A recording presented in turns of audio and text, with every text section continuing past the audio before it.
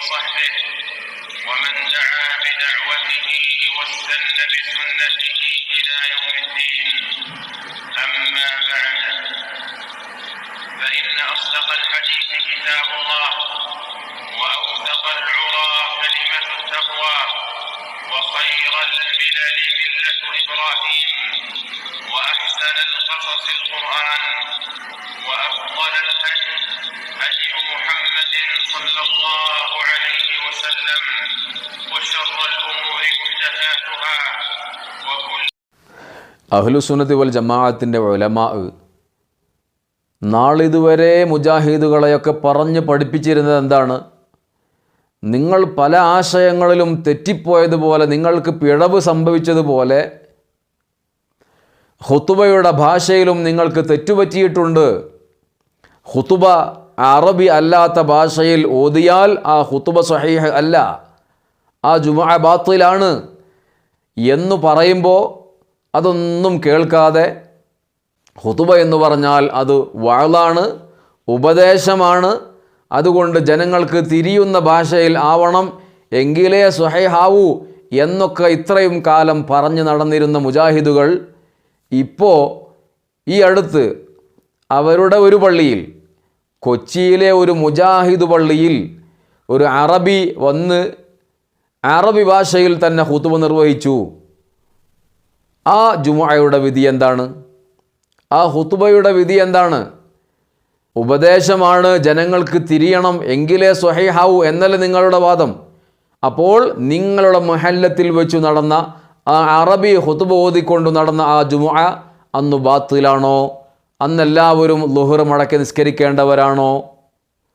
അതിന് മുജാഹിദുകളാണ് മറുപടി പറയേണ്ടത്. നിങ്ങളുടെ വാക്കും നിങ്ങളുടെ പ്രവർത്തനവും ഒന്നും യോജിക്കുന്നില്ല. പലപ്പോഴും ചിലപ്പോഴൊക്കെ നിങ്ങൾ പറയുന്ന വാദത്തെ തന്നെ മാറ്റി പറയുകയും ചെയ്യുന്നു, തിരുത്തുന്നു. അത് സ്വാഗതാർഹമാണ്. ഒരു സമയത്ത് സംസാരിച്ചത് തെറ്റാണെന്ന് ബോധ്യമാവുമ്പോൾ അതല്ല ശരി, ഇമാമിയങ്ങൾ പറഞ്ഞത് അതല്ല എന്നു മനസ്സിലാവുമ്പോൾ അതിനെ തിരുത്തുന്നത് സ്വാഗതാർഹമാണ്. പക്ഷേ ഇവിടെ ഈ ഖുതുബയുടെ വിഷയത്തിൽ നിങ്ങളുടെ വാക്കും നിങ്ങളുടെ പ്രവർത്തനവും രണ്ടായിട്ട് നിലനിൽക്കുന്നു.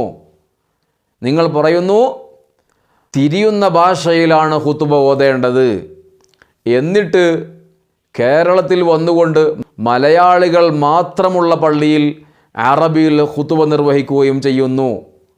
ആ ഖുതുബയുടെ വിധി എന്താണ്? ആ ജുമുഅയുടെ വിധി എന്താണ്? അഹ്ലുസുന്നത്തി വൽ ജമാഅത്തിനെ സംബന്ധിച്ചിടത്തോളം ഇമാമിയങ്ങൾ വരച്ചു കാണിച്ചു തന്ന മാർഗമുണ്ട്.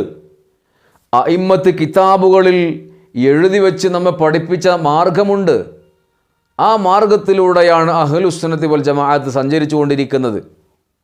ഇമാം നവവി റഹിമഹുല്ല ശറഹുൽ മുഹദ്ദബിൽ പറഞ്ഞതായി കാണാം, ഖുതുബയുടെ ഭാഷയെക്കുറിച്ച് ചർച്ച വന്നപ്പോൾ ദിക്റും മഫ്റൂൽ ഫശുരിത ഫീഹിൽ അറബിയ്യ. ഖുതുബ എന്ന് പറഞ്ഞാൽ അത് ഫർലായ ഒരു അമലാണ്, ഫർലായ ഒരു ദിക്റാണ്.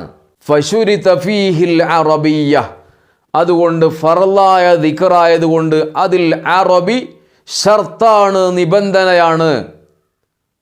നിബന്ധനയൊത്തില്ലെങ്കിൽ ആ ഖുതുബ ബാത്തിലാണ്.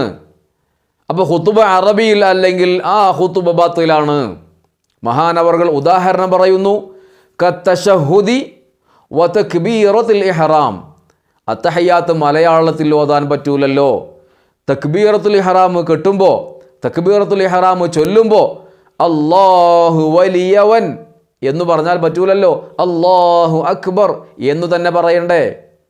എന്നതുപോലെയാണ് ഖുതുബയും, വെറും ഒരു ഉപദേശം അല്ല. ഉപദേശമാണെന്ന് മനസ്സിലാക്കുന്നവർക്ക് അങ്ങനെ മനസ്സിലാക്കാം, എന്നാൽ അത് മനസ്സിലാക്കണം എന്നത് നിബന്ധനയല്ല, മറിച്ച് അറബിയിൽ ആവണം എന്നത് നിബന്ധനയാണ്. മനസ്സിലാക്കണം എന്നത് നിബന്ധനയിൽ ഇല്ല. അപ്പോൾ ഇത് കൃത്യമായി മനസ്സിലാക്കണം. അല്ലെങ്കിൽ പിന്നെ ആ ഖുതുബയുടെ വിധി എന്ത്? അത് നിങ്ങൾ പറയൂ. അപ്പോൾ അവർക്കും അറിയാം അറബിയിൽ തന്നെയാണ് ഖുതുബയാവേണ്ടത് എന്ന്. അല്ലെങ്കിൽ ആ മക്കയിലെ പണ്ഡിതൻ വന്നുകൊണ്ട് ഇവിടെ ഞാൻ ഓതിയാൽ സ്വഹീഹാവൂല, ഇവിടെ നിങ്ങൾ ആരെങ്കിലും മലയാളത്തിൽ ഓതൂ, ഞാൻ അറബിയിൽ ഓതിയാൽ ഇവർക്കൊന്നും അറിയൂലല്ലോ എന്നൊന്നും പറയുകയല്ല ചെയ്തത്. മറിച്ച് അദ്ദേഹം മിമ്പറിൽ കയറി ഖുതുബ നിർവഹിക്കുകയാണ് ചെയ്തത്. അപ്പോൾ ആ ഖുതുബ സ്വഹീഹാണ് എന്ന് എല്ലാവർക്കും അറിയാം. സ്വഹീഹ് അല്ലാത്ത ഖുതുബ അറബി അല്ലാത്ത ഭാഷയിലുള്ള ഖുതുബയാണ് എന്നാണ് തിരിച്ചറിയേണ്ടത് എന്ന് ഓർമ്മപ്പെടുത്തുന്നു.